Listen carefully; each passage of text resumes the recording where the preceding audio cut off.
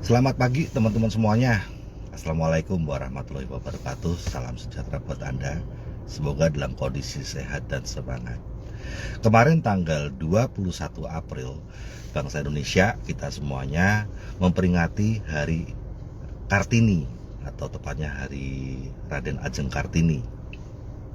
Nah, Kartini adalah satu-satunya, kalau seingat saya ya, satu-satunya pahlawan nasional yang sampai punya peringatannya, punya tanggal peringatan harinya.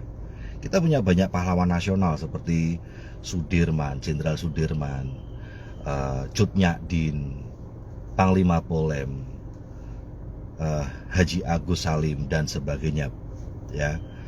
Tetapi seingat saya hanya Raden Ajeng Kartini yang sampai diperingati dan ada tanggalnya menjadi hari nasional, yaitu setiap tanggal 21 April. Nah, saya hanya berpikir seandainya Raden Ajeng Kartini adalah seorang TKW, apa yang akan dia lakukan hari ini, dan seandainya hari ini Kartini masih hidup. Oke, untuk sekedar mengingatkan ingatan kita, sekedar untuk menyegarkan ingatan kita lagi. Raden Ajeng Kartini lahir di kota Jepara pada tahun 1879, tanggal 21 April. Jadi itu adalah memperingati kelahirannya. 21 April 1879 di kota Jepara. Beliau adalah anak bangsawan, seorang bupati Jepara. Namanya Raden Mas Aryo Sosroningrat. Lumayan, masih agak inget. Itu dulu waktu SD ya. Di saat itu kondisi Indonesia tahun 1879 yang tentu saja masih dalam penjajahan Belanda. Tentu saja orang Indonesia, wah itu sangat di nomor 2, nomor 3 kan saja, kecuali kepala-kepala pemerintahannya, kepala daerah seperti bupati itu memang sengaja orang Indonesia supaya Belanda bisa kerjasama untuk ngatur daerah itu ya. Nah, namun seandainya pun Indonesia saat itu tidak dijajah oleh Belanda, maka tradisi terutama di Jawa, saya nggak begitu paham dengan yang daerah di luar Jawa pada saat itu. Wah, wanita adalah konco wingking, amat sangat konco wingking. Artinya wanita itu hanya 3M gitu ya, masak,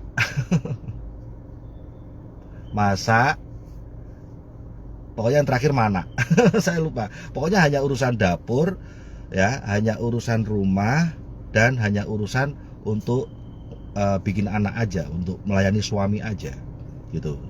Benar-benar sebuah objek, tidak pernah menjadi subjek. Nah, bahkan wanita di saat itu dipingit ya, ada tradisi dipingit, dan ini ada hubungannya nanti dengan Kartini ya, ada hubungannya sama life story-nya Kartini. Dipingit itu artinya tidak boleh keluar rumah, dan bahkan pada saat itu wanita Jawa itu kalau ada tamu ya, seandainya dia belum menikah, kalau ada tamu dia harus langsung ngumpet di belakang ya. Tamu masuk rumah, dia harus ngumpet di belakang, nggak boleh kelihatan. Begitu pula ketika wanita sudah menikah, sama, wanita tidak boleh keluar rumah gitu. Benar-benar wanita itu objek aja teman-teman, tidak pernah menjadi subjek, tidak pernah menjadi lakon ya. Wanita itu hanya objek dan tidak boleh memilih apa-apa pun ya. Memilih suami pun nggak boleh, memilih lu nikah atau nggak nikah nggak boleh. Benar-benar wanita itu ya. Untung kita tidak hidup di saat itu. Untung ada Kartini di saat itu. Nah, oke, 21 April 1879 Kartini lahir, dan beruntung sekali dia lahir dari keluarga bangsawan. Itu ada untungnya. Ya, kenapa? Karena akhirnya Kartini bisa sekolah. hanya anak bangsawan yang boleh sekolah di sekolah Belanda gitu.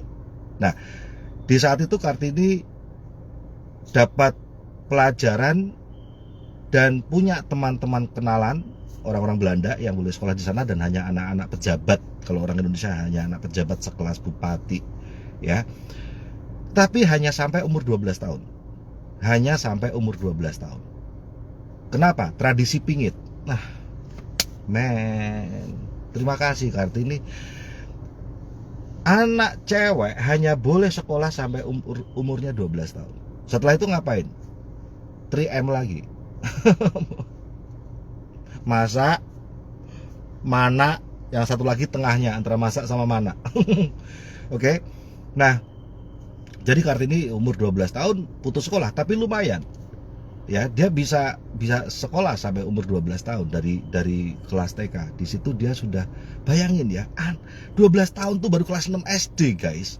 Bayangin Kartini dari dia bisa mengenyam pendidikan TK sampai SD tok, dan dia bisa mengubah dunia. Nanti saya terangin lebih ngeri fakta tentang Gen Z yang jarang dikupas, karena kebanyakan wanita Indonesia, entah di Indonesia atau di luar negeri, kebanyakan hanya merayakan Kartini cuma dengan parade busana, maka tidak tahu esensinya kenapa Kartini itu dahsyat sekali. Nah, oke. Umur 24 tahun Kartini dinikahkan ya, dan tentu saja dia tidak boleh memilih. Dia tidak boleh memilih ya. Dia tidak boleh memilih apakah dia mau menikah atau tidak menikah. Dia tidak boleh memilih siapa yang jadi calon suaminya. Itu semuanya urusan orang tua, bukan urusan ibu, bahkan urusan bapak. Wes toh, cewek itu bener-bener pada saat itu. Oke. Tetapi alhamdulillah, puji Tuhan ya, suami Kartini yaitu namanya Raden Mas, yang membuat saya inget tuh, antara suami sama bapaknya tuh sama-sama ada Aryo. Oh ya, kalau bapaknya Aryo Sosroningrat, Raden Mas Aryo Sosroningrat, kalau suaminya itu Raden Mas Aryo siapa gitu, tapi sama-sama Aryo namanya. Nah, oke. Untungnya suami Kartini ini itu memperbolehkan Kartini untuk mendirikan sekolah. Ini luar biasa. Ini barang langka. Ini suami Kartini ini pasti orang TNC. Luar biasa. Ya. Ini pikirannya maju. Ya, kenapa? Karena suaminya Kartini ini itu juga kan disekolahkan, karena dia anak bupati juga, yang kemudian jadi bupati. Jadi dia juga ngerti, lebih maju lah pikirannya gitu. Dia mengizinkan istrinya mendirikan sekolah untuk wanita. Ini kan luar biasa. Di usia 24 tahun, seusia anak Anda, di usia 24 tahun Kartini mendirikan sekolah untuk para wanita. Dan yang saat itu teman-teman, jadi pada saat Kartini tadi selesai sekolah umur 12 tahun ya, SD ya, lulus SD, dia kan sudah punya teman-teman tuh, orang-orang Belanda tuh, pikirannya jadi maju. Karena di situ Kartini jadi sering bertukar pikiran dengan teman-temannya yang orang Belanda. Ya, sama-sama kaget. Kartini kaget, temannya Belanda kaget. Kaget dengan apa? Kaget dengan budaya para wanita. Kartini kaget dengan budaya para wanita di Belanda. Hah? Apa? Orang bisa memilih pacarnya, bisa memilih kapan dia menikah. Nah, dan wanita-wanita teman Belandanya dia itu juga kaget. Apa? Wanita di Indonesia kamu cuman boleh sekolah sampai umur 12 tahun. Apa? Semua sama-sama kaget. Oke. Nah, ketika selesai sekolah SD, bukan selesai sekolah, karena wanita hanya boleh sekolah sampai SD. Kalau Anda beberapa maunya sekolah cuma sampai SD kan, kalau Anda maunya sekolah sampai SD aja gitu kan, kebanyakan terus ke Saudi. Kalau Kartini enggak, dia pengen sekolah, tapi aturan wanita hanya boleh sekolah sampai umur 12 tahun. Setelah 12 tahun dia harus di rumah, dia harus dipingit, nggak boleh kelihatan sama siapapun sampai menikah. Oh man. Untung waktu itu nggak ada mall, ya. Nah, antara dia umur 12 tahun selesai sekolah karena masuk proyek program pingitan di Pingit, sampai akhirnya dia menikah, dia tetap bersurat-suratan sama teman-teman Belandanya. Dan ada 3 teman Belandanya yang sangat intens surat-suratan atau istilahnya korespondensi, ya. Kartini untung sudah bisa nulis, kan diajari sampai SD kan bisa nulis. Estelle, Hilda, dan Rose. Ini 3 temennya, Estelle, Hilda, dan Rose. Kalau saya nggak salah ya, Yang Rose itu pasti benar, Hilda pasti benar. Estelle-nya ini saya kurang, semoga benar. Kayaknya Estelle. 3 orang inilah. Nah, mereka bersurat-suratan. Lalu sampai akhirnya mereka juga yang ngasih tahu, udah Kartini lu minta. Pada saat Kartini akhirnya menikah, 3 temannya itu juga inilah yang juga menginspirasi Kartini untuk membuat sekolah buat wanita. Udah lu bikin aja sekolah buat wanita, lu kasih tahu aja kalau di Belanda tuh semua bisa sekolah. Kalau kita kan ke Indonesia karena ikut papa kan menjajah ke Indonesia, jadi kita ikut papa. Nah, tapi lu bisa bikin sekolah. Nah, jadi ketika akhirnya Kartini mendirikan sekolah, saya lupa namanya, bahasa Belanda soalnya, ya. Nah, itu adalah gebrakan pertama seorang wanita Indonesia bisa bikin sesuatu, bisa punya usaha, dan dia mendirikan sekolah. Dan untuk pertama kalinya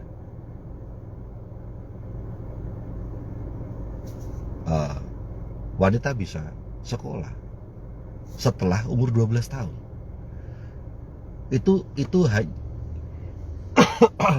hanya setahun sebelum Kartini meninggal.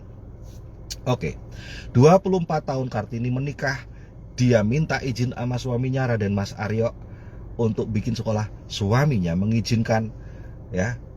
Wanita pada bisa sekolah, tapi umur 25 tahun Kartini meninggal keguguran.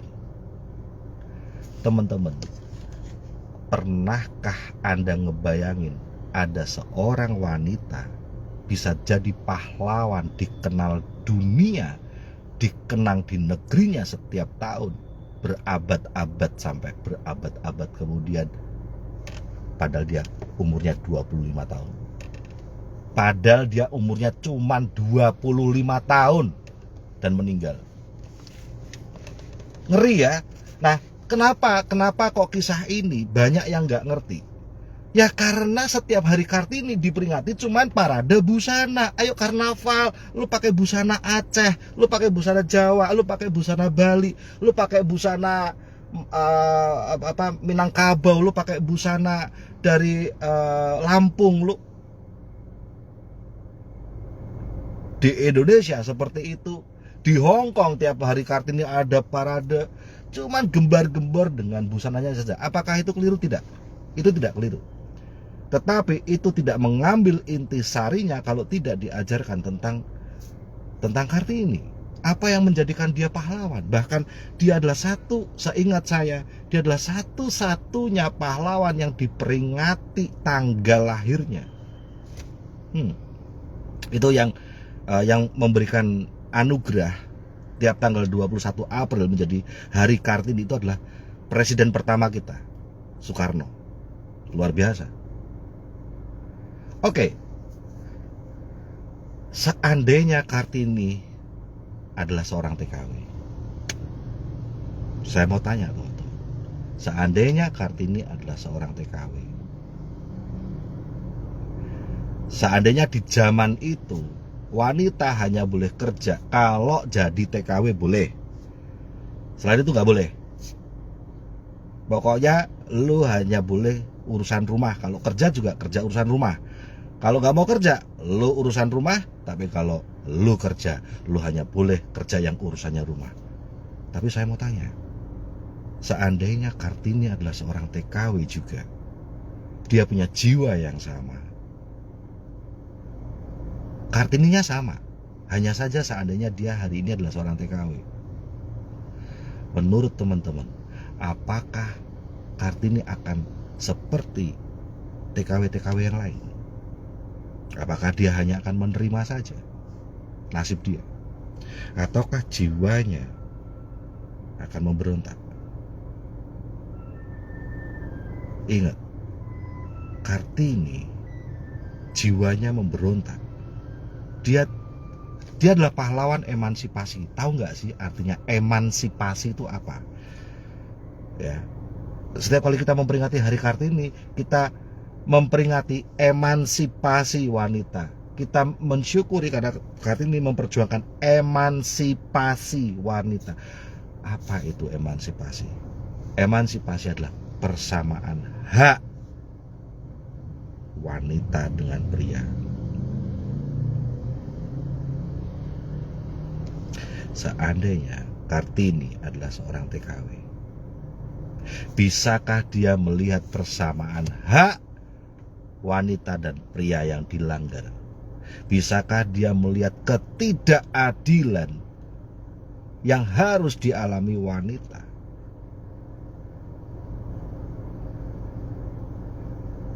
Apakah Kartini akan terima hidup dia sebagai TKW? Apakah dia bisa menerima hidup dia melihat laki-laki tidak bekerja di rumah, sementara wanita yang disuruh kerja cari duit?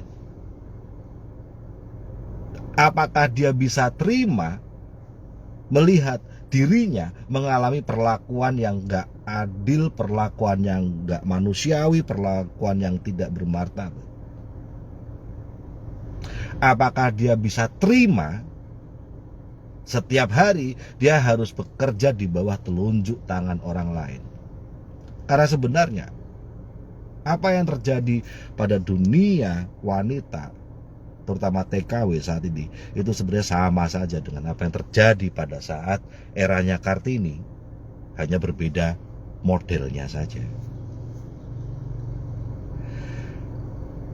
Betapa ngenes hati saya melihat ada dulu sebelum Covid ya, melihat ada parade atau pawai memperingati Hari Kartini di Hong Kong. Waktu itu saya lihat videonya, semua menggunakan busana tradisional, tapi hanya pawai busana, menunjukkan adat dari mana, budaya dari mana, busana Aceh, busana Jawa, busana Bali, busana Lampung, busana Minangkabau, busana. Dan lucunya majikan-majikan memotret.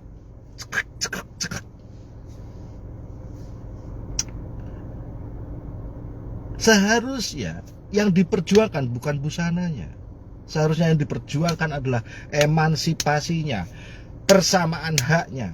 Perjuangan itu yang harusnya menginspirasi kita, bukan perjuangan untuk pameran budaya busana. Apa yang Anda pakai hari ini, apakah itu keinginan Anda atau disuruh orang lain? Seperti apa hidup Anda hari ini? Apakah itu yang Anda inginkan atau disuruh orang lain?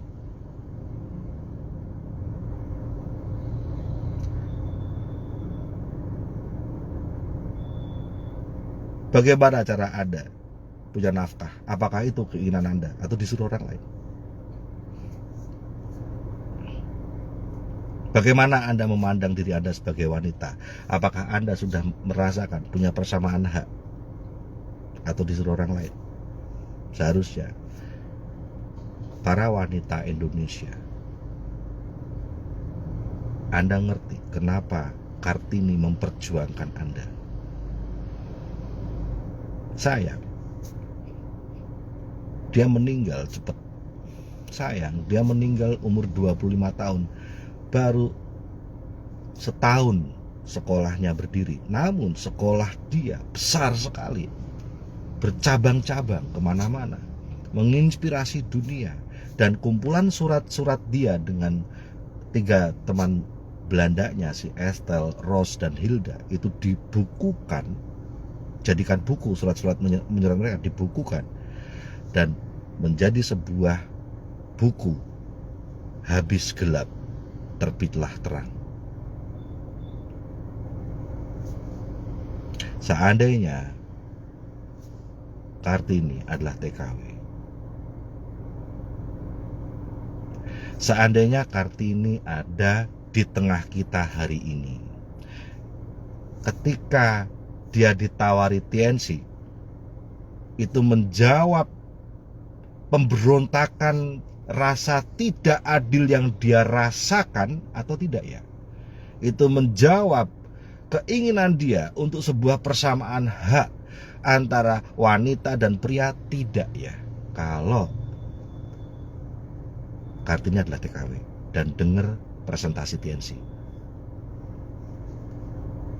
Kalau Kartini masih hidup hari ini, apakah dia puas dengan hidup cuman ngomong anak? Di Indonesia cuman ngomong anak, tergantung sama suami. Kalau suaminya duitnya sedikit ya manut, kalau suaminya duitnya banyak ya manut. Kehidupan dia hanya nebeng sama suami.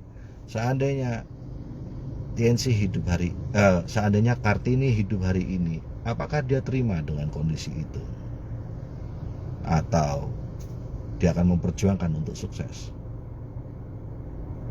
Teman-teman, Anda yang orang Indonesia, di tanggal 21 April 1879, Kartini dikirim Tuhan lahir di bumi pertiwi untuk memperjuangkan Anda, untuk menginspirasi Anda.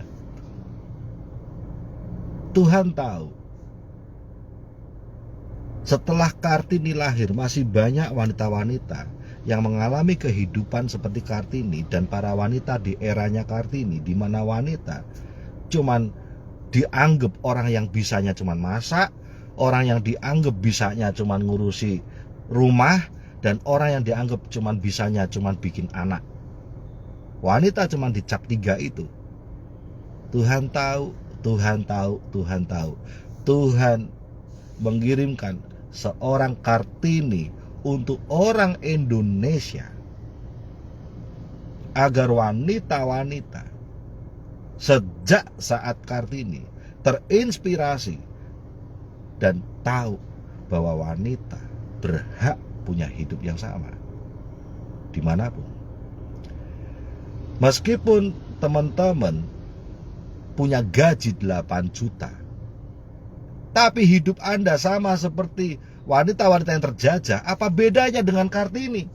Kartini lahir dari keluarga orang kaya. Dia anak bupati. Ya, hari gini itu mungkin dia anak gubernur lah istilahnya. Orang kaya. Tetapi apa artinya orang kaya? Apa artinya jadi anak orang kaya tapi gak boleh memilih, tapi terpenjara, gak boleh sekolah. Sekolah hanya boleh sampai umur 12 tahun. Setelah itu dia masuk dalam program pingitan, dipingit, masuk rumah sampai dinikahkan. What? Nah itu samalah gambarannya. Apa artinya Anda punya gaji 8 juta setiap bulan, tapi Anda dibuang dari keluarga? Anda gak bisa merawat anak Anda. Anda gak boleh milih. Anda mau ngomong gak tega. Oke lah, Anda dapat sesuatu yang sangat menyayat hati Anda dari suami Anda. Lalu apa artinya 8 jutamu? Bukankah itu sama seperti Kartini, anak bangsawan, tetapi dia cuma boleh sekolah sampai umur 12 tahun. Dan dia harus nongkrong di rumah, masuk pingitan, dikurung. Pingit itu dikurung. Ya, di pingit itu dikurung sampai menikah.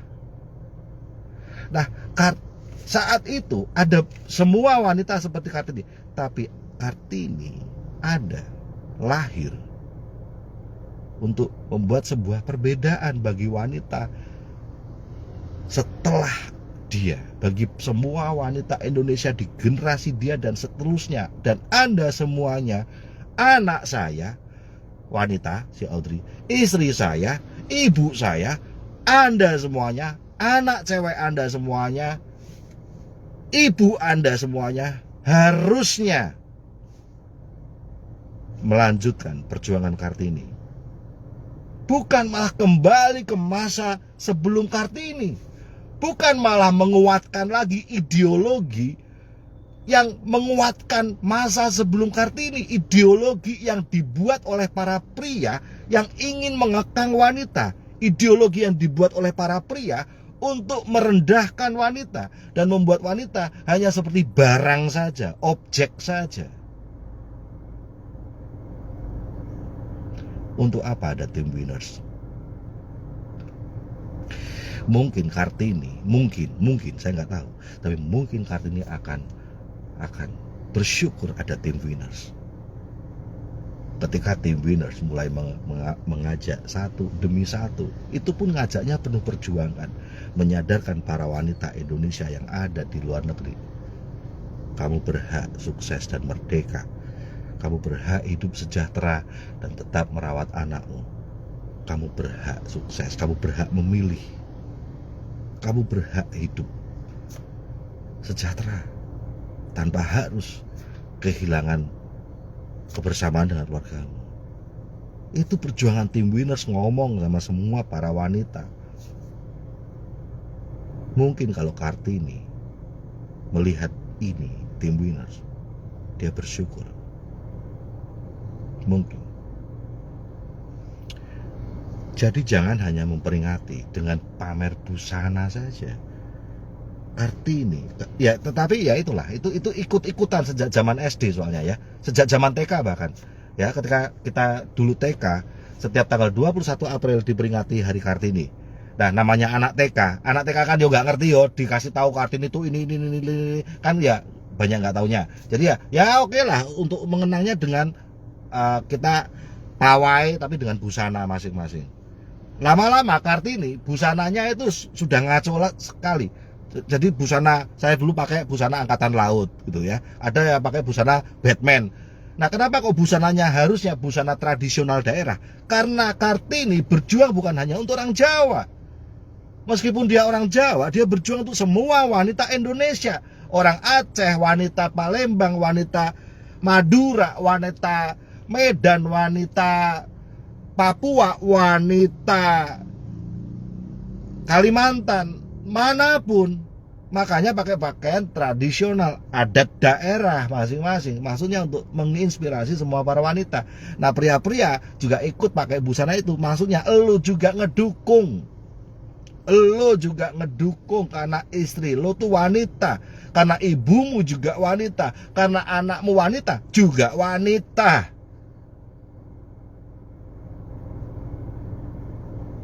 Pak, selamat Hari Kartini.